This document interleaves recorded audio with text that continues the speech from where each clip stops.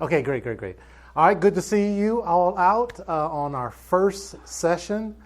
And I hope that you can join us throughout. I know it's ongoing, so I won't be repeating everything every day.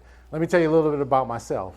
I'm from Atlanta, Georgia. Well, that's where I've lived since the 1980s. I was born in Cleveland, Ohio. And I just got tired of cold weather.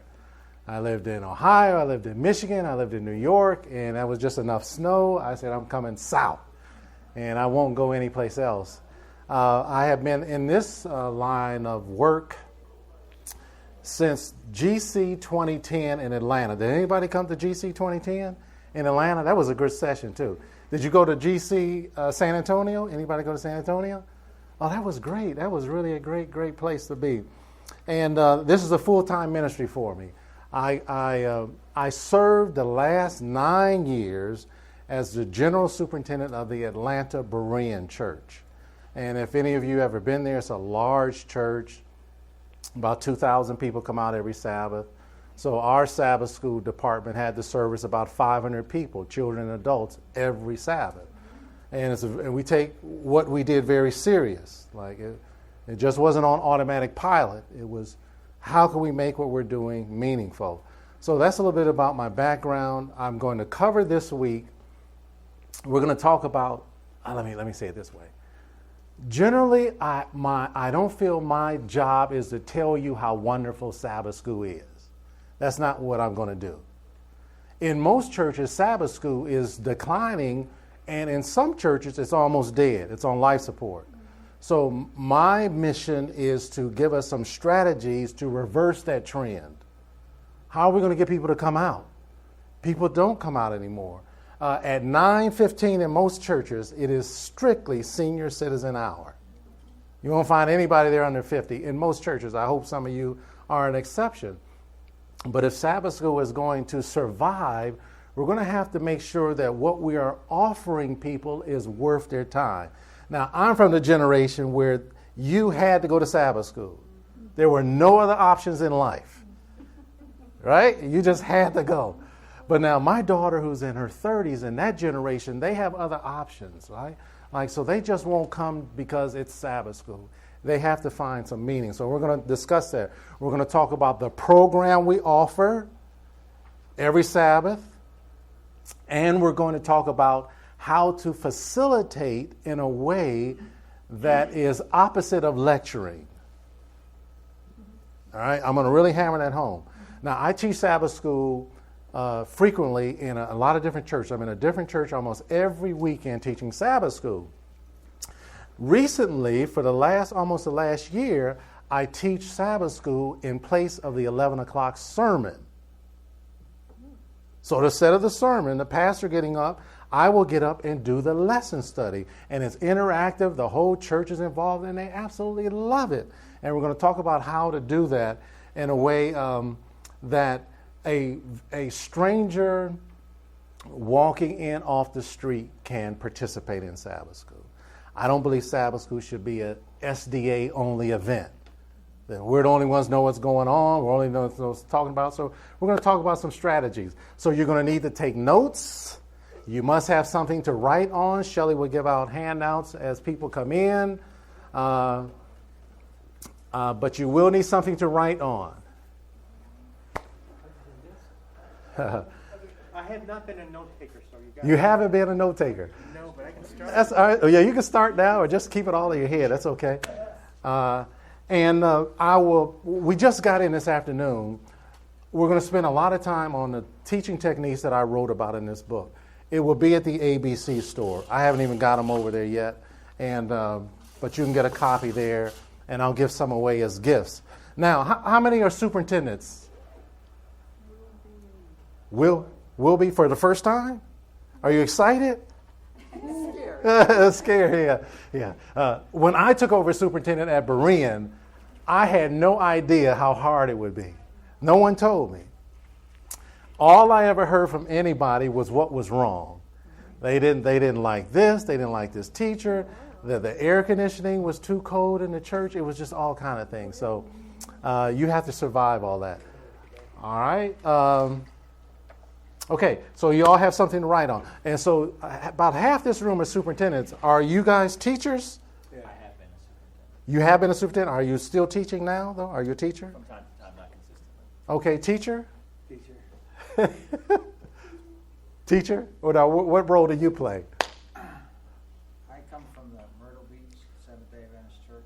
Oh, We are put it this way, elderly church. okay. And our Sabbath school teachers are kind of like passing on to their rest. Yes. And so the superintendent had asked me if I would become a Sabbath school teacher. Now, a little background about me, not to take away. Okay, no, please. I've been around Adventism for 40 years. Yeah. I was just recently baptized 2 years ago. Amen. Amen. So I know enough to be dangerous. I know enough to get myself into a whole lot of trouble. Okay. So when he asked me, and initially I said no. There's no way. I just too much on my plate right now. Mhm. The deacons are dropping like flies, and Yeah. we Yeah. got too many maintenance issues. So then I saw the brochure, and I saw it, and it intrigued me. I thought, okay, well, let me just stop by Okay. and see what it's like. Okay. And maybe I can tell my poor source. You're going to gain some things. I was telling the pastor I was in a church in Detroit, Michigan 2 weeks ago, and I did it all day. Usually when I go to a church, I'll either do Sabbath school or the 11 o'clock service, and then we do 3 hours together in the afternoon. And their church was an elderly church. I mean, very elderly. And so the strategies to turn around that church are very difficult, and they were in a very impoverished area of town. But I will just say this, that, and we'll talk about this later, that in many churches, the key to growing our Sabbath school is to make sure our children's divisions are top notch. Because the age that we want to attract, the 25, 35, 45, they're going to take their children to the best place. And so in some churches, it's an afterthought where we put our children. Hopefully none of your churches are like that. Hopefully you have well-decorated rooms, and you have music playing, and you have the snacks for the children, and you have sweet teachers waiting for the children to usher them in. That will go a long way towards growing Sabbath school. All right, I hope you all have something to write on. I just want to start with one question. And here's this question that we have difficulty getting past. What is a successful Sabbath school? If I asked you, what are the ingredients, the characteristics of a successful Sabbath school? Tell me what it would entail. It would have sight, excitement. So, excitement is good. Well attended. That's a good sign of success, right? Attendance. Wait 1 second here. I know my chicken scratch you won't be able to read. On time. You're talking about the staff. Yeah. So at the very minimum, those who are a part of the Sabbath school team should be on time. They should be before time, right? But we want the rest of the people to come on time, right? Anybody else? Success. Interactive. Interactive. Outreach. I heard somebody say that. Outreach. And we talk a lot about small groups. If a small group is not doing outreach, it really isn't the right small group, right? If all we're doing is sitting together during Sabbath school, we missed the point on that. As I was superintendent, all classes had to have a mission project. Every class, cradle roll, kindergarten, early teen, primary, juniors, and especially adults. We had to have that. All right, anybody else? More than just a lesson study. More than just a lesson study. So a successful class, more than a lesson study. Or what do you mean by that? Social, like when I went to school, we had field trips. When I go to a Sabbath school class and all they do is go over the same material you already read. Yeah. I can see why people get kind Oh, of. I love that, how you put that. Personally, like our generation, the older we get, those of us with gray hair, we'll come and even come to that. We'll come to hear the same thing we already know, that we've read at home, that we've been repeating to the same people who know it, but we cannot attract younger people like that.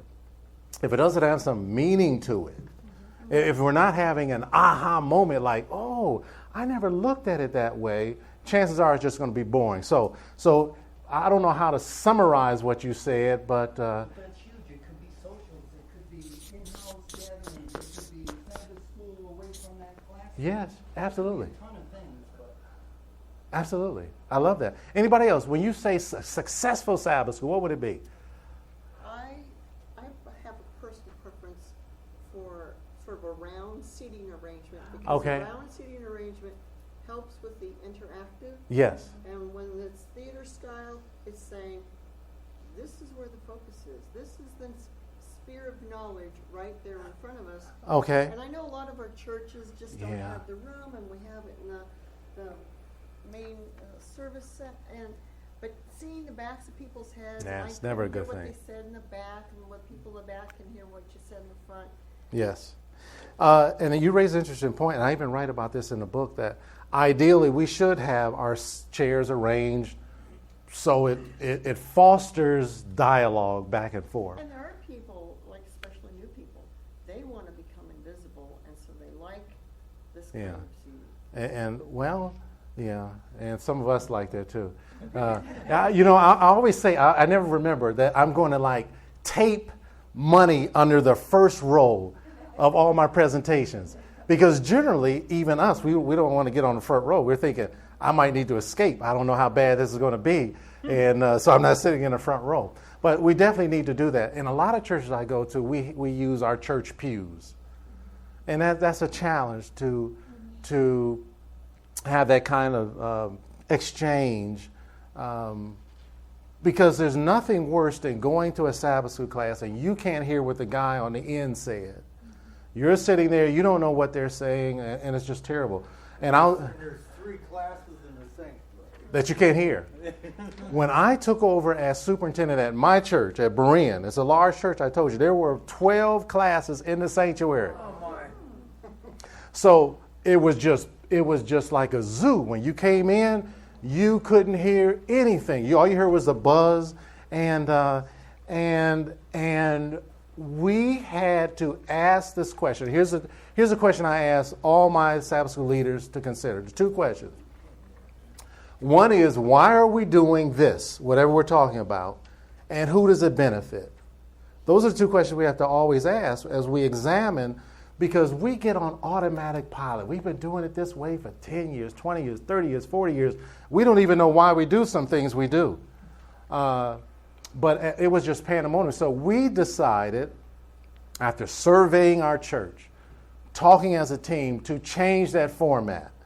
And I'll share a lot of war stories throughout this week, and it got very unpleasant. We don't like change.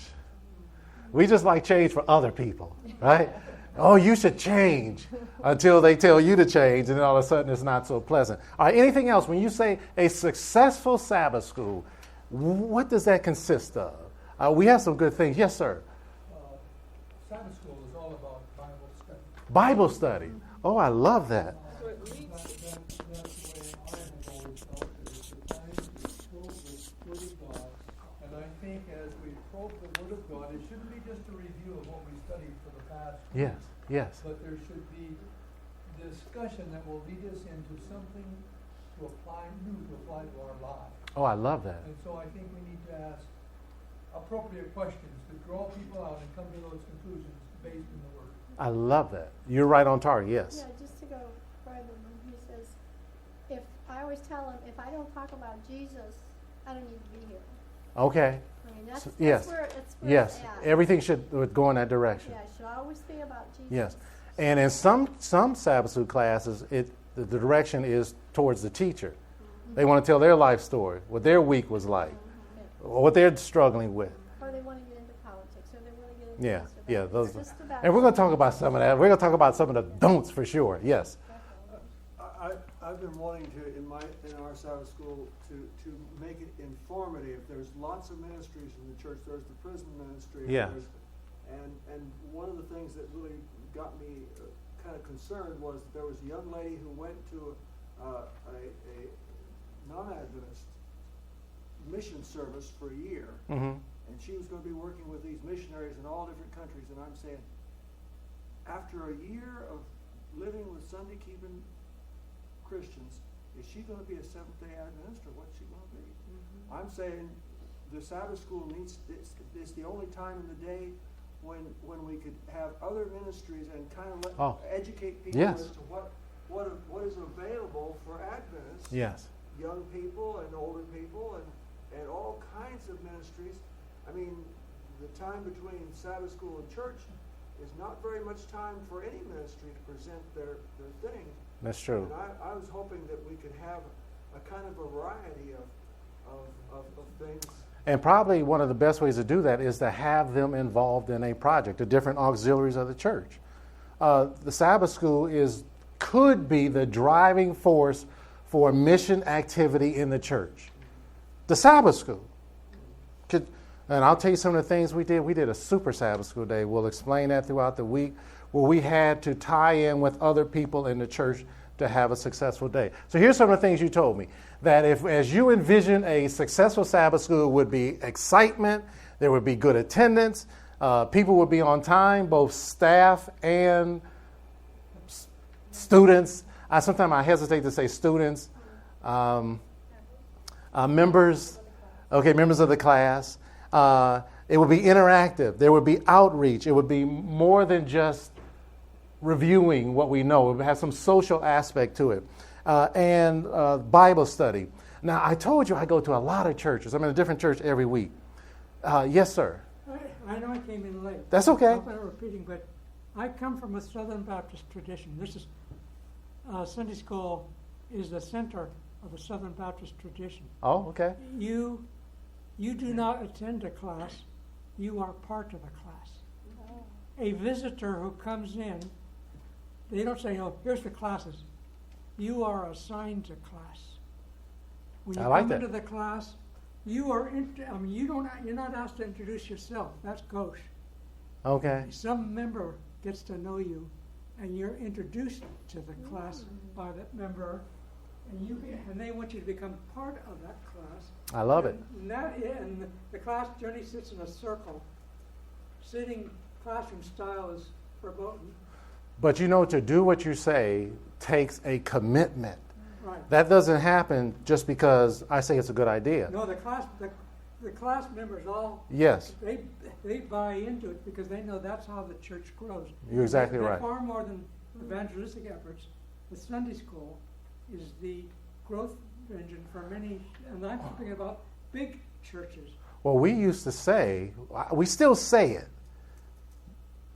We don't live it much more, but we used to say the Sabbath school was the lifeblood of the church. Those were the old days, right? I saw your hand. Yes, you were going to say? Well, I was actually pointing to him. Oh, okay, because I missed him. Okay. Now, at most churches, none of this hardly ever happens.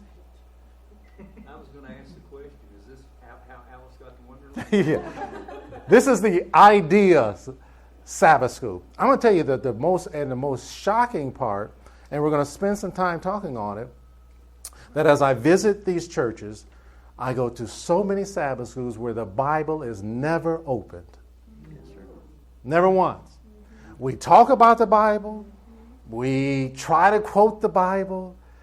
We turn to our quarterly page and read something out of the quarterly about the Bible. Why not use the Bible? So I'm going to tip my hand a little bit. I'm going to talk through this week about how to facilitate in a lively, engaging way that as a superintendent in my church for our main class, they could only teach Sabbath school with their Bibles. Period. No Sunday, Monday, because we get upset if you don't get the Wednesday's lesson, right? Even though we know what Wednesday's lesson is all about. We're just mad because we didn't get the Wednesday's lesson. So we're going to talk about to make sure that these things that we think are a part of being successful, why don't we accomplish that? And I'm going to give you some skills and techniques to accomplish that. There's a story in the Bible, and some of you scholars will know, where Jesus always attracts huge crowds, right? That was just, it was, the crowds are so large, one day he had to get into a boat. I believe, though I have no empirical proof, I believe that had never been done before. I think that's the first time it's been done.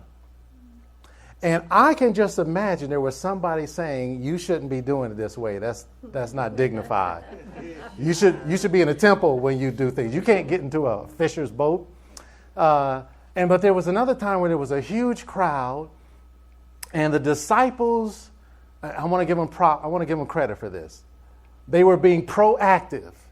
They said, listen, the people that have been here so long, there's no food to eat. Send the people so they can go get something to eat. I want to give them credit for that because they were thinking about the needs of the people. Jesus turned right to these disciples who he knew everything about them and told them to feed the people. Why would he do that? Somebody help me with that. Why would he knew they didn't have anything. Why would he tell them to do it? I need an answer on that one. Yes. I was attending a Sunday school a few weeks ago. Okay. A real Sunday school. It was on Sunday. He said because any saved person knows more than a lost person, and you give them something. Give them what you have, Jesus told them. Okay. All right. Okay. Yes, sir. It's the same way today. How so? When we have a suggestion, we have to follow through with it. Okay. Oh, I see. So are you saying they should have kept their Bibles closed, maybe? I didn't say that. Why do you think he would ask them to do the impossible? Oh, No, what were you going to say? I thought you were wondering why he asked them to feed them. Yes, He no. didn't want them to leave. He wanted them to I see. They need to continue learn how to the serve. relationship with them. Okay. Well, I love that. Yes, sir. Some of the people have been out there for several days and hadn't Yes. eaten anything. They might faint on the way home. Yes. You get hungry. You You have to eat. on the wayside. Okay. Yes, I saw your hand. Testing your faith. Was he testing their faith? Yes. That's a good point. That's a big part of it. But he wanted them to experience the feeding. Okay. To get involved, to be excited what they can do for someone. Okay. Jesus, this whole process, everything he did with the disciples, he was training them to be the leaders, right? They didn't even understand what was happening, but this was just another way of training them.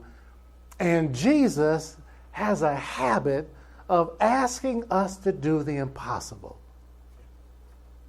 He always asks us to do something out of our comfort zone. I don't know why. I wish he didn't do that. I wish he only asked me to do things that I felt comfortable doing. Then you won't grow. But I won't grow. And neither will I understand what he is able to do if I cooperate with him. Now, the only reason I'm telling that story is because when we look at Sabbath school, many times the challenges are overwhelming. The Sabbath school is dead. We can't attract people. We need teachers. We don't have help. But I believe that Jesus will give us the ability if we follow the format that he gave. Okay? Yes, give it to me quick. Yes. The comment you're making about feeding the 5,000. Yes. There's one very critical thing. Jesus used the inadequate resources Yes. and to his glory, to God's glory. Yes. And that's the point. And he'll do that same thing for us. A lot of us, like my church, I told you, a large church, okay? We had the largest staff in the church, over 30 people on our staff. Just lower division, assistant teachers and staff and all. And I go to some churches where they just don't have those same resources. That does not mean you can't do big things for God because you don't have what we have at our church. God is not limited by the little bit we have. He's never been limited by that. The limitation is usually right here.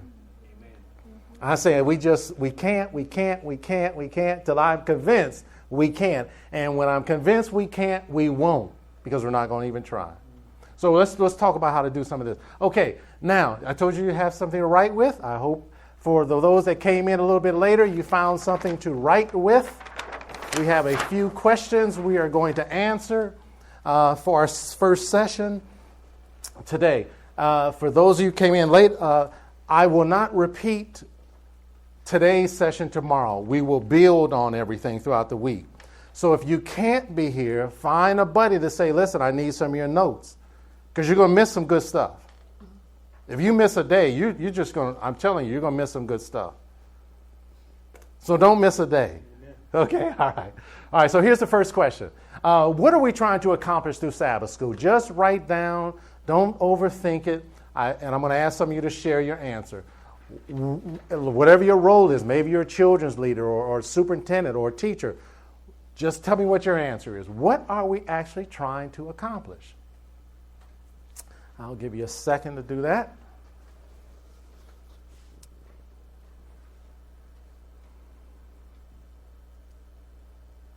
Yes, sir.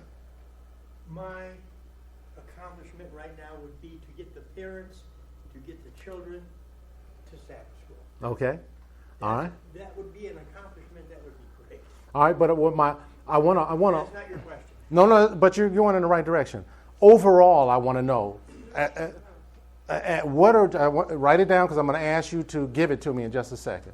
You want to give me your answer now? To teach for decision and to change thought. Okay. All right. So y'all want to give me the answers now. I don't want you to give me the answers yet. So just hold on. I want to get a few more questions in. All right. So I take it you have that one down. All right. Here's the second question. I want to know, who are we trying to attract to Sabbath school? Don't say everyone. That's not allowed. I want you to think it through. Let's be intentional. Who are we actually trying to attract to come to our Sabbath school?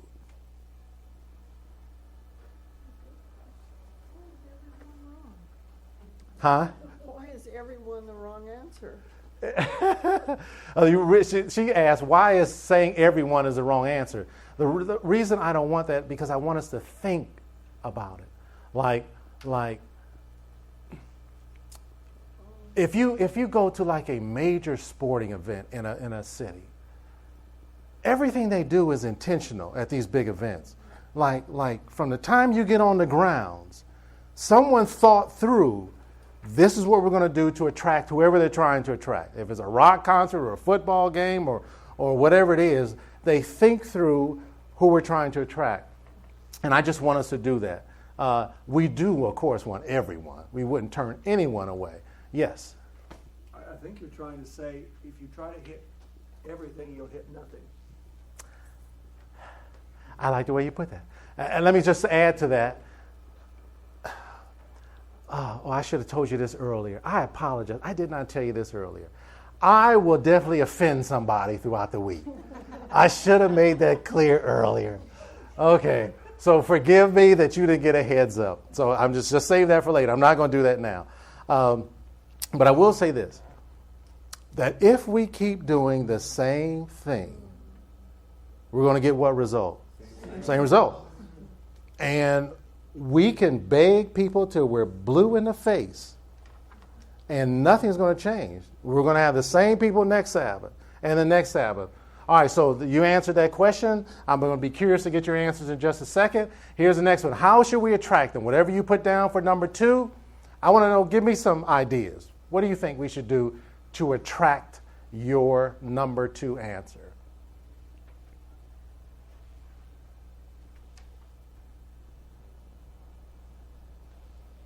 That's a tough one.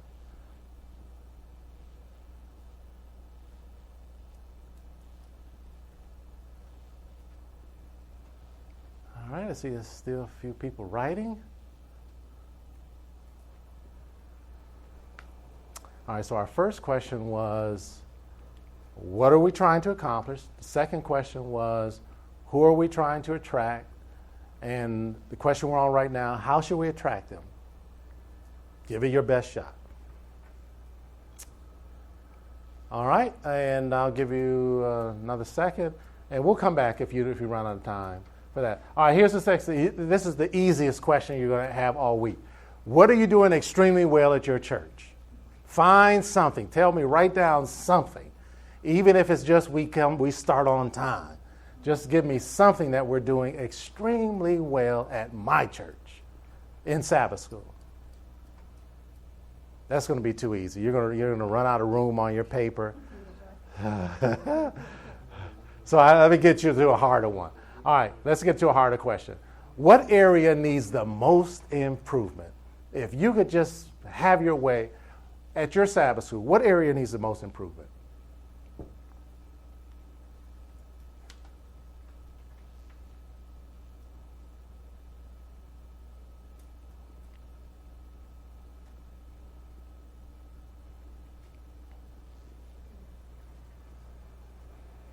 Okay, all right. Let's get some answers. Let's get some answers. All right, first question was, what are we trying to accomplish? What are some of the things that, what'd you put down? Relationship to Christ and others. So through Sabbath school, you're hoping that we build relationships. Right, with Christ and each other. Both are important. Yes, I saw you. Discipleship. So through Sabbath school, we're going to disciple people. Wow, that's interesting. I love that. Yes. And what did somebody else write? What'd you write? Yes. Spiritual growth. Spiritual growth. So if I attend, ideally, if I attend Sabbath school, it should help me grow spiritually, which would probably mean that Sabbath school is more than just repeating what I already know every week, right? It would probably challenge me. It would need what? You need the Spirit. You need the Spirit. So it just can't be a dry. Right. You have to have the Holy Spirit guiding you in a direction. I love that. I love that. Yes, sir. Help all children and adults to have a more personal relationship with Jesus. Oh, wow. So that tied in with the first one, right? Okay. I'm going to just say, because we know it's with people too. Anybody else? What are we trying to accomplish? What'd you put? Relationship? Okay. Yes. You have it? Something else. Yeah. I'm trying to build a circle of teachers that will function when somebody is absent. Oh, that's an interesting one. So you need a team spirit there, I guess. I do. I need to pull this church together to be more uniform and trying to bring the youth into the church and finding it important that the youth should be there and not just letting church rooms go empty. Yes. And we'll probably spend some time talking about mentoring the next generation and things we could do to help that process along. And I'm sure we'll spend some time on our team, building our teams up. I'll make a note to make sure we cover that. All right, anybody else want to share what you have? So that's all we're trying to accomplish? That's some good stuff, though. Spiritual growth, relationships with each other and Jesus, discipleship.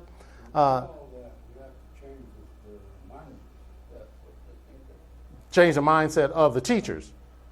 What are we talking about? Oh. You're trying to win over.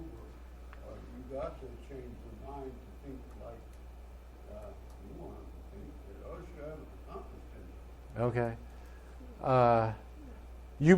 Yes. A deeper study of the word and asking, so what? What does it mean to my life? Yes. Yes. And the why. Deeper study in the why. There must be a method to the madness, right? Right? And okay, so we know that this is what we're trying to accomplish. We're not always successful in doing this, right? We get stuck on making sure this happens. And nothing happens unless we are intentional for it to happen. It's not good enough to say, well, we just throwing some stuff up on the wall and hope somebody gets saved, hope somebody learns something. There has to be some thought put into it, right? Amen. And to disciple people means that I must be a part of the discipleship process myself. It's not me trying to get y'all to be like me. We're all in this together, right? I'm trying to be more like Christ, and I'm trying to help you in that process. Yes? I'd like to challenge you on this statement. Please. You said it's understood the first relate with each other I disagree. I said what? I'm sorry. Well, when we talk about relationships. Oh, okay. What Jesus said, he said, with each other is understood. Unfortunately, because I had a hard time accepting the Adventist Church from what I experienced in the Baptist. The contrast is very vivid to me. Oh, I see. Because the relationship with each other is extremely. I've been to many Adventist churches where they stress relationships to Jesus, but not to each other. Interesting. I'm going to tell you another war story in just a few minutes. I got a great war story. Okay. All right. That was good. All right. Next question was, who are we trying to attract? Oh, I want to know what you put for that. Yes. What did you put? Young people. Young people. Children. Children. I love that. If we don't attract a younger crowd, we're in trouble. I told you at the beginning. Senior Citizen Hour can only go on for so long. We don't get some young blood in there, yes. Sinners. That's everybody, right? But see, even among the adults, I think there are, if you just put them together, a typical church, all the adults, they all get the same thing, they just sort of divide it numerically. Different adults have different needs, have different mindsets. I mean, I come from an academic background, yes, and I feel a real burden for academia. Yes. Academia is sort of, you can go you can go to our regular class if you're willing to turn your brains in at the narthex. I'm not being critical of what was being covered, but as far as they ask questions which would blow people's minds of other things, and they ought to be encouraged to ask those difficult questions. Yes. Yes, sir. This lady right here beside me said the so what, and then you didn't write that down, but I think that's so important. I didn't write so what? I just wrote what? Why? I wrote why, and you said so what? It's the so what factor. I mean, and what did you mean by that? What does that mean? What does that mean to my life? Yeah. Oh, the relevance of what's going on.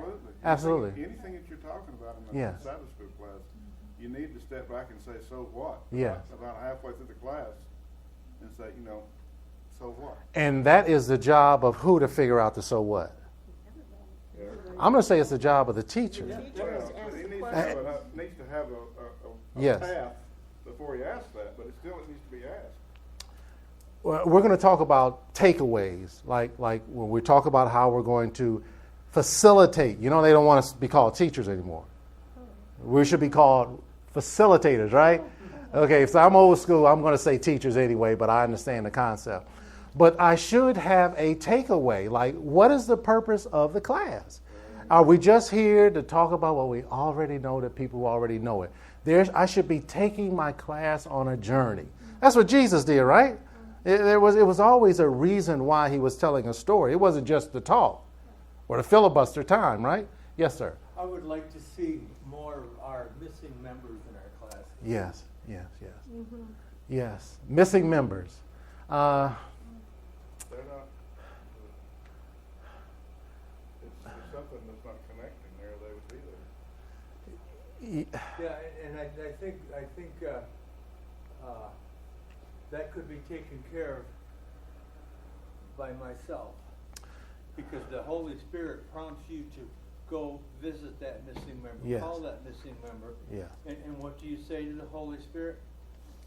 Not now. But let me give you another side of the discussion on this, which your point is valid. In some instances, the reason that people are missing is because they don't find value in it.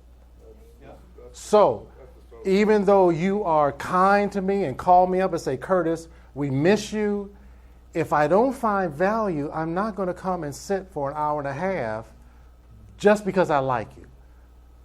That's so what? Exactly. So when we talk about, and let me just throw this in here before I forget, because I start forgetting things now if I don't get them out. One of the best ways to attract missing members is to do something. Is that what I'm talking about? Have a mission project that's meaningful outside of the church and say, hey, we're doing this. I'm going to tell you some of my own experience. We started a Sabbath school class, and this is back before everybody was doing it. We were doing homeless feeding downtown Atlanta. It's a big issue in downtown Atlanta. So on Friday nights, all the different members of the class in their own home, not at the church, would make sandwiches and stuff like that, you know. And we would go downtown before church and distribute food. No, it's not that involved with the project. People who used to come to Sabbath school heard what we were doing and said, I want to participate in what you're doing. They really weren't interested in Sabbath school. They liked that we were doing something, and lo and behold, they ended up back in Sabbath school. Amen. They wouldn't have came if I just said, come. So I mentioned earlier and that every class should have a mission project. Yeah. I mean the cradle roll. We should be teaching our children from early age that it's more than just about us, right? That our life should be that. Okay, all right, so who are we trying to track? I heard some good things. I heard youth, sinners. That's everybody. Anybody else? What'd you put? I also put who God calls. Who God calls. You found good ways to get around that, everyone. Very creative. Okay, anyone else? Yes, ma'am. Yes. I put seekers, the honest in heart. Honest in heart. I love that.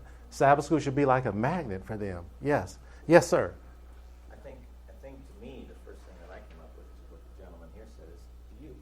Yes. Young people. Yeah. I work at UC Pines, and they have 2 courses in training there: lifestyle education, lifestyle counseling. Mm-hmm. Lifestyle education is the first course. Once you graduate that, you go into lifestyle counseling. If you don't have lifestyle educators, you can't have lifestyle counselors.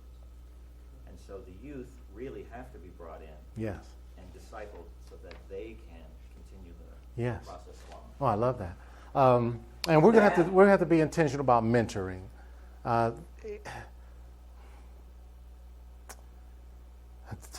was at a church once, and somehow we got on the subject of having the teenagers help teach the weekly lesson. Just do a small segment of it.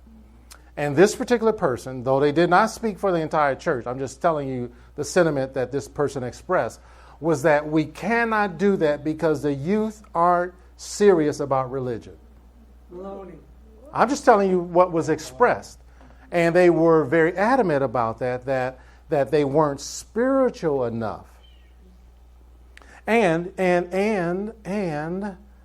from the time our children are in cradle roll, we line them up in chairs and we talk at them. We just line them up. As they get older, we get bigger chairs, right? And they're still in a row of chairs, and we're just doing this. The best teen class that could ever be held is one where the teens run their own class. If you want to know what a great teen class is, it's one where the teens are running it, and the teacher is just making sure that you got everything ready. You're ready for this week. You got your participation. What do you need to make this work? Because if they don't have some type of ownership in the church, when they're 18, they're out the door. They've just been spectators all their lives. So we need to get them involved early. I remember I wanted to be a Sabbath school teacher. I joined this church. I wanted to be a Sabbath school teacher. I know God had given me a gift for teaching. I've been teaching for years. You know Oak Haven? You ever heard of Oak Haven before? I used to teach at Oak Haven years ago in different places. And I went to this church and I said, I want to teach Sabbath school. I mean, they knew me. Like my uncle's a pastor. They knew me. So this one particular person, after I begged and begged and begged, they said, well, you could just sit in my class. And, after a while, I'll let you become a teacher. 1 month turned into 2 months. 2 months turned into 3 months. So I figured out they really didn't want me to teach. They just wanted to have another member of the class. We have to take a chance on people. Right. Even if they don't do a good job. Let's just get started, okay? All right, so who else are we trying to track? I heard some good things. I'm going to say that we must be intentional for attracting the 21 to 45-year-old age group.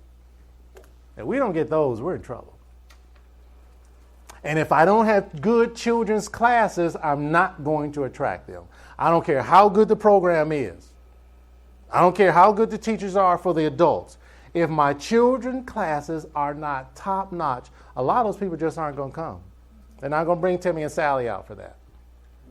Some churches do a great job. I mean, it's just you go into their classrooms and they're just brightly decorated, and it's just wonderful. It's like, wow. But I've gone to some classes where there's an old file cabinet.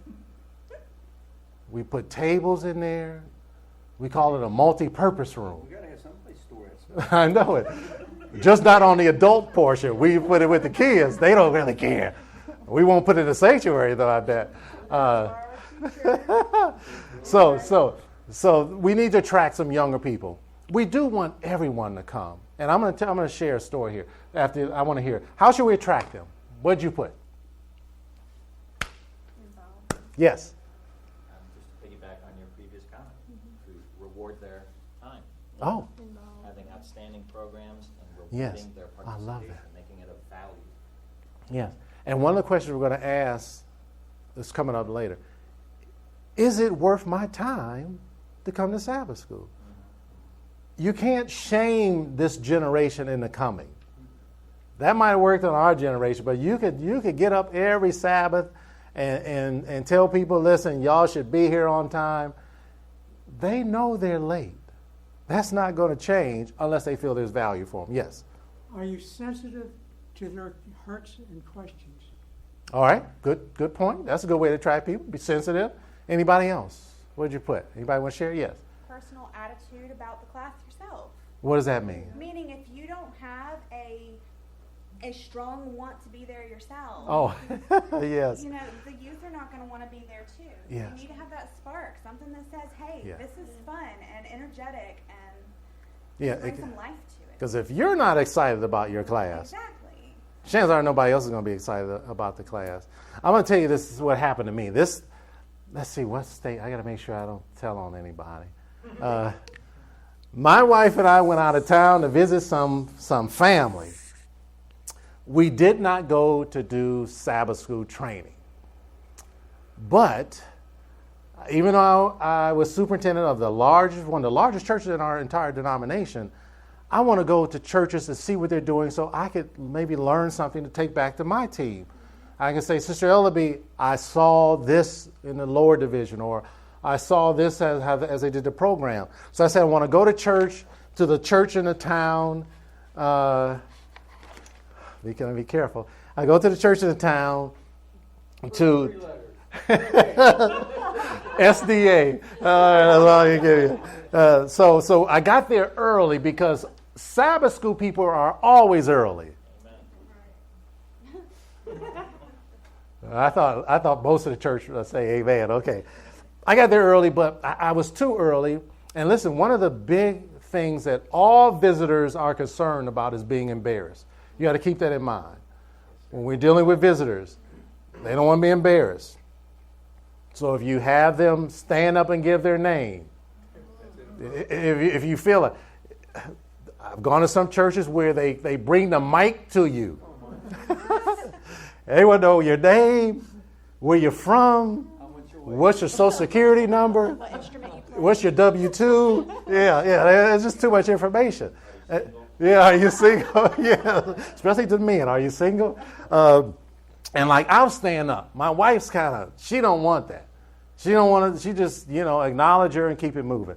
But just some of those things. So I got there early. I waited till some more cars came. Some more cars came, and I went inside the church. It was a very attractive church. Maybe been about a dozen people in there. I think they were singing or something. I'm not sure. So I took a seat and I sat down. And a few minutes later, the superintendent came in. That day, he was late. In his defense, I don't know why he was late. Legitimate reason, I'm sure. Flat tire, child sick, wife sick. I'm stating the fact. He was late. He came in. He put his stuff on a little podium, and he started his program. And there was a lady back on the wall. And he said, "Oh, it's so good to see Sister Mary back." And I guess she had maybe been out sick. I'm not sure. I thought it was a nice touch. And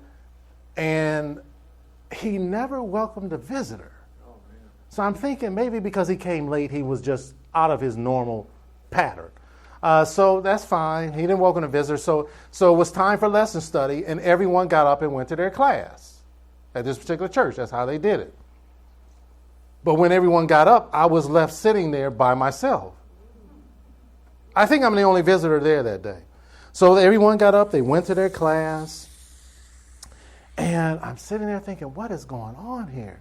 And thankfully, a teacher happened to come over where I was sitting who happened to be teaching right there. So that was good.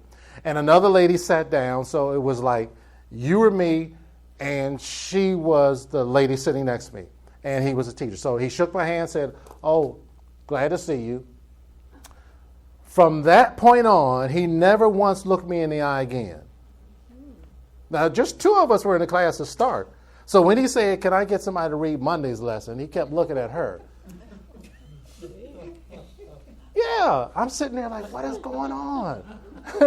So finally some more people came in. It wasn't so obvious, and we made it through the class. And then after class was over, everyone got up and went back to their seats. No one from the Sabbath department came over and said, "Hey, what's your name? Where you from?" No one. So you know what I said to myself? I said, "Self, I'm not staying." I got up. I walked out. No one from Sabbath school said anything. I walked out. I got up to the floor and said, "Oh, I need to just, I need to at least look at how they decorated the children's classrooms." So I went to the lady who was at the hostess stand. I don't know if she was the hostess. I was a visitor. But she was standing there. I said, "Ma'am, can you tell me where the children's classes are?" She said, "I think they're down that way." And yes, that's what she said. And the door I went to was a broom closet. So obviously I went to the wrong door. So I just left. Now, as a loyal Seventh-day Adventist, during the Sabbath school time, I had is Sabbath school offering more than $2 now? How high is Sabbath school offering now? Is it $5? What do most people put in the plate for Sabbath school? Still about $1? Has it gone up? All right. Well, I have my loyal Sabbath school offering. I put that in. But as a good Seventh-day Adventist, you know when you're visiting, you have to have an offering for the 11 o'clock service, right? Guess where my 11 o'clock service money went? It went back to the car with me. And churches are begging for money and finances, and how we interact with people affects that. I just throw that in. So I told you I went there to learn. Oh, I learned a lot that day. I learned a lot that day. I learned a lot, and of course I learned a lot of things not to do. This is my philosophy on Sabbath school. This is what I'm just letting you know where I'm coming from for the rest of the week.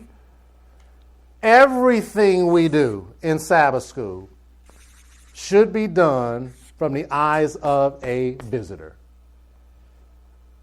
The way we teach, the way the church looks, the way we run our programs, it should be done from the eyes of visitors. Now, here's one of those things that's probably going to offend somebody. I'll try to fix this up.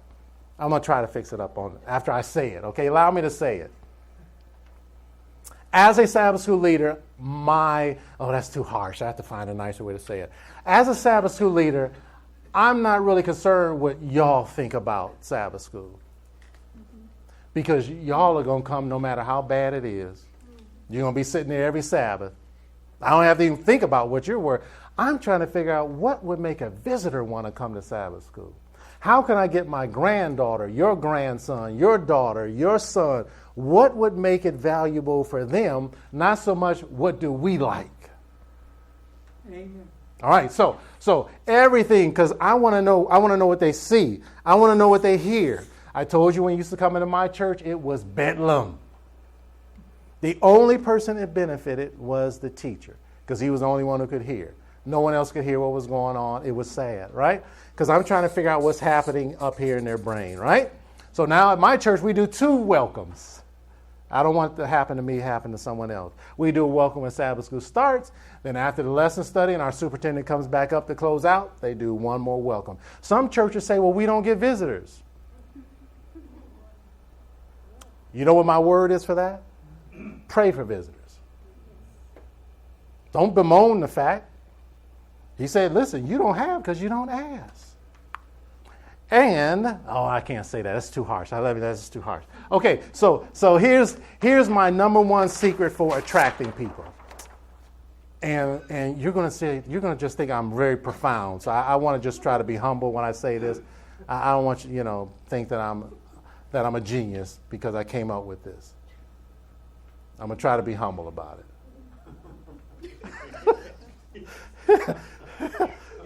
try. I'm going to try. I'm not sure I will be successful. But I discovered the number one secret to growing Sabbath school. And here it is right here. I'm going to have to do a great reveal. Yeah, that's what I really need. A great reveal. Here it is. It's coming. We just need to be. Yeah, how hard is that? For some places, it's hard. There's a saying, be nice first. Be nice first. Listen. Now, maybe you don't have this issue in your church, but many of our people have a mean side. That we are so used to defending the Sabbath that we're defensive about everything. We just can't allow people to grow. We just if something's not right with the church, we're just I'm telling you, Jesus attracted people because they felt safe around him. It wasn't that he was sugarcoating the truth. That's why the parents rushed to Jesus to take their children to bless him. Not because he was stern and they saw the love and compassion. So, if we would just concentrate on being nicer to people, that would help us along the way. Kindness, interest. When we talk about relationship growing, sometimes it's just saying, hi, what's your name? Where you from? You don't have to ask me all kind of personal information, but show that you really are interested in me, okay? All right, any questions about that? Anybody know what time it is? Yeah. What time is it? 3 o'clock. So we get out at 6 o'clock. 3 minutes. What time? 3 minutes still. All right, so we have another few minutes, yes. I was going to say, to me, as far as in the Sabbath school class, I neglected to mention, it should be, as you said, safe. Yes. A person has to be safe Yes. to bear themselves without censor. Yes. And if you have a class that likes to debate, and hopefully none of you have that, that's not a safe environment. Because a visitor won't understand. Like if you and Brother James like to talk about faith and works every week, I don't really know what y'all are arguing about. I'm just a visitor. You begged me to come out to your church, and I'm just here. I don't really know what y'all are arguing about. So we have to have a safe environment. I'm going to tell you a great story about that in a little while. Yes. Well, as you said, be a facilitator. Yes. Sometimes you have to have that authority. Authority. Mm-hmm. Authority saying, no, this will not happen. Oh, man, I got a great, I'm going to make sure we do this. I got a great chapter in here on hijacking. I got a whole section on hijacking. Right. You know what hijackers are. Yeah. I don't know if y'all have hijackers. Most churches I go to, there's people that just take over the class every week. Sometimes it's the teacher hijacking themselves, though, unfortunately. But we're going to talk about that for sure. Okay, let's race on before we run out of time. What are we doing well? Oh, you can toot your horn now. Well, this is the 3:15. All right, so we have another 15 minutes, right? Great. What are we doing well? You ran out of paper on this one, yes. Improvising.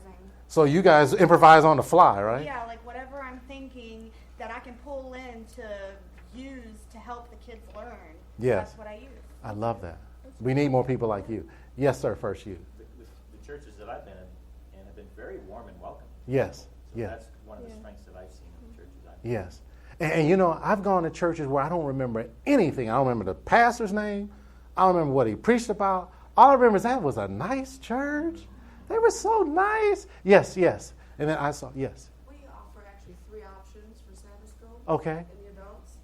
We have Foundations, which goes over the I Bible. heard about that, yeah. We have the Discoveries, which is just going through the Bible. Yes. And then we have the applications class for the Bible for the Sabbath school quarterly. Okay.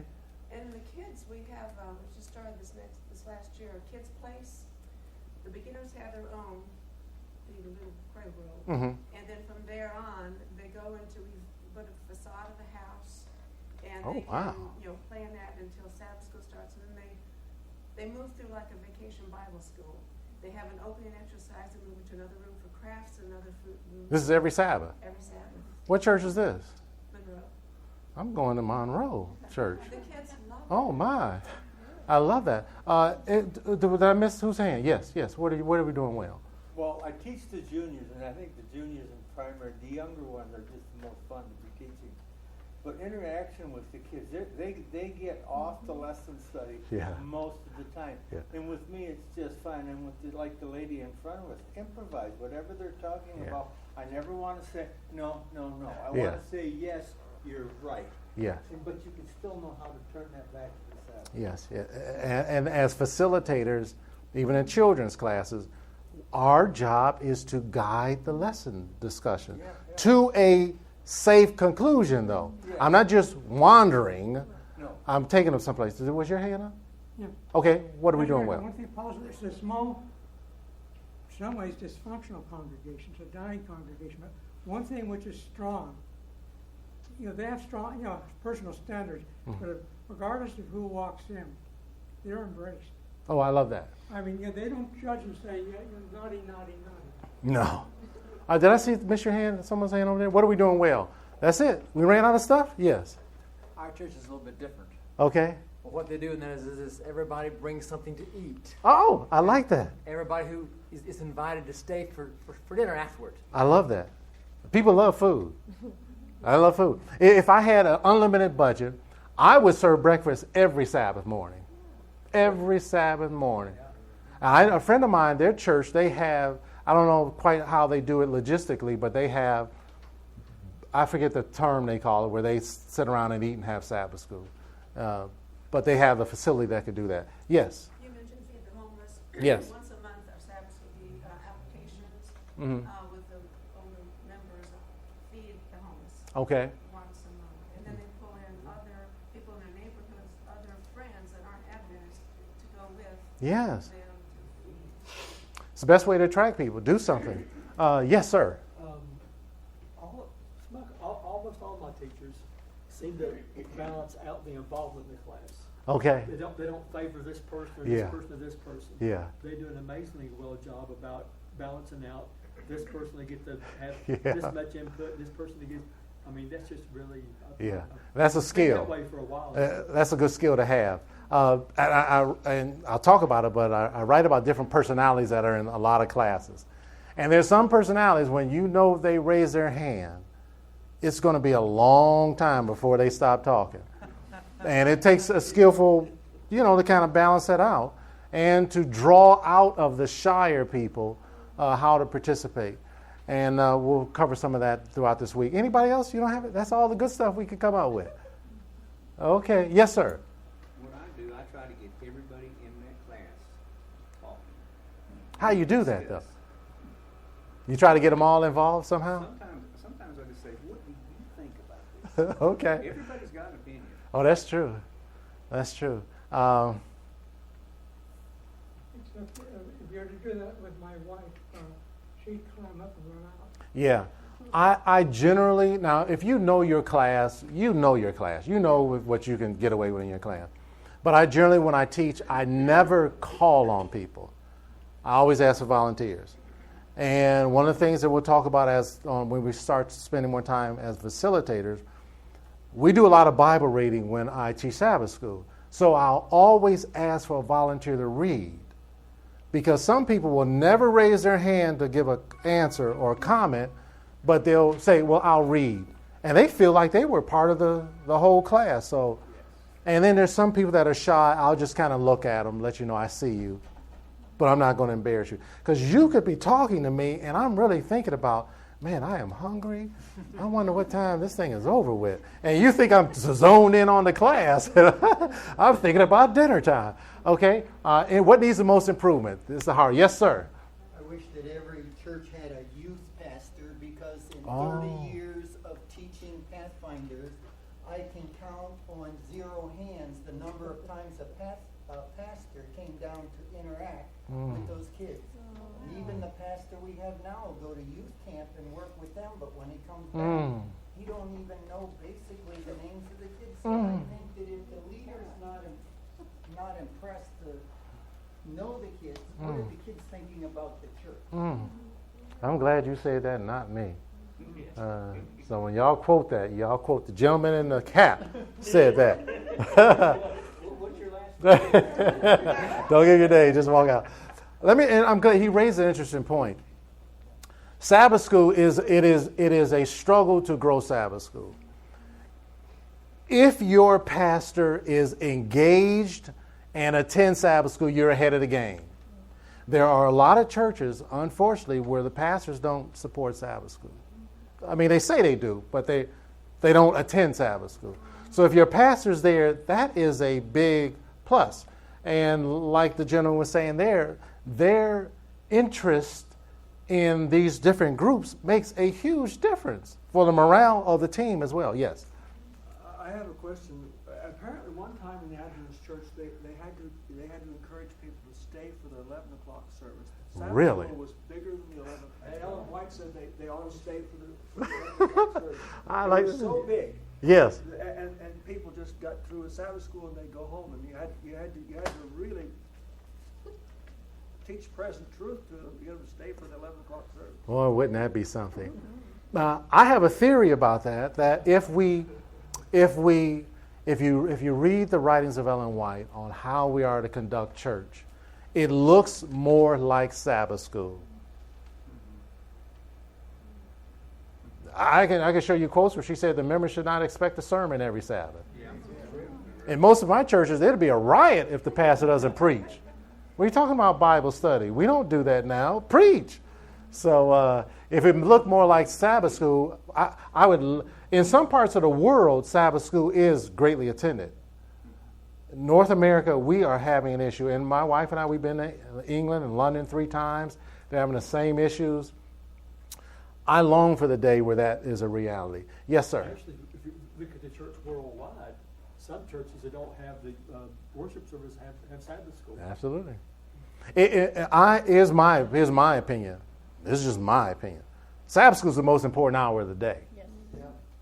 If we only had 1 hour on Sabbath, and I have anything to say about it, it's going to be Sabbath school. Now, it's not going to be somebody just getting up droning and saying, let's turn to this page. No, we're going to have... Listen, Sabbath school, the lesson portion, especially for our adults, we overcomplicate it. It's nothing but a big Bible study. That's what it is. Now, we can add all kind of phrases to it, but all I'm doing simply is having a Bible study with my church folk. Yeah, yes. Church I attend, when the pastor isn't there, rather than showing videos, the pastor said, just extend the Sabbath school. Oh. In other words, work hard. In other words, you give more material. Yeah. But you spend the worship time extending Yes. Sabbath school. Okay.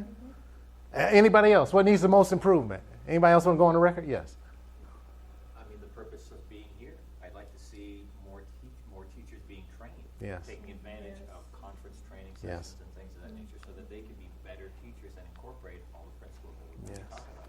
Yes. In any other serious vocation, there must be continual growth. Right? Like you wouldn't just say, well, since you learn how to run track and field, you don't have to learn anything new. Or you were a dentist and you don't keep up with the cutting edge technology. Well, even pastors go to I know, but somehow we've gotten to the point where, speaking of teachers, that now there's 2 sides of the argument.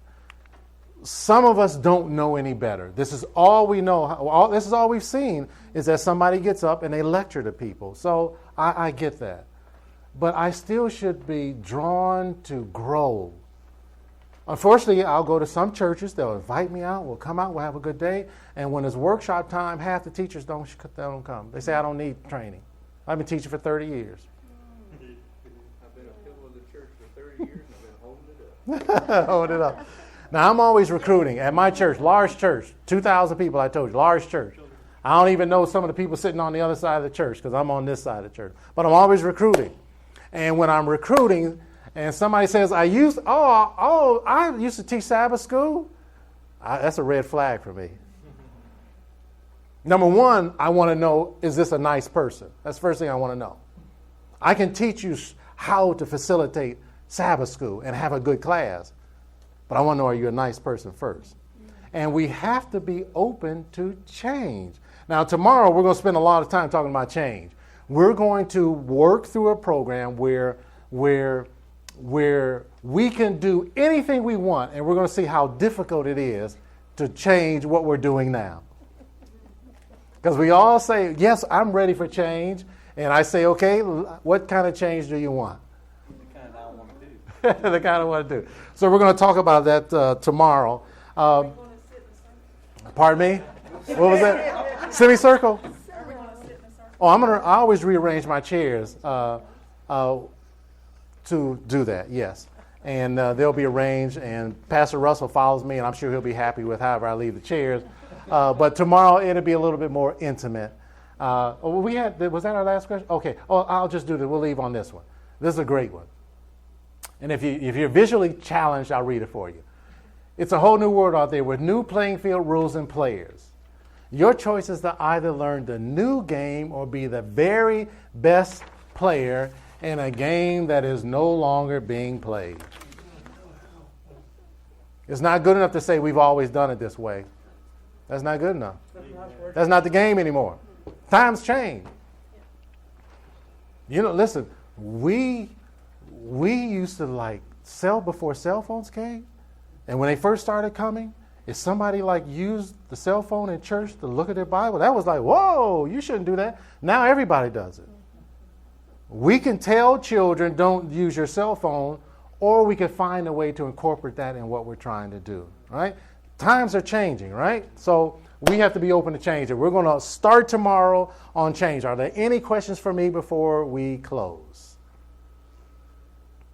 I thank you all for coming out. Like I said, I'll have this at the ABC a little, hopefully later today. If you do get a copy, I don't know what time we're going to do a book signing, but I'll be happy to sign your book. It just makes my ego grow. Take a picture of me signing. Get my good side, make sure. Okay. But thank you all, and I hope to see most of you, if not all of you, tomorrow.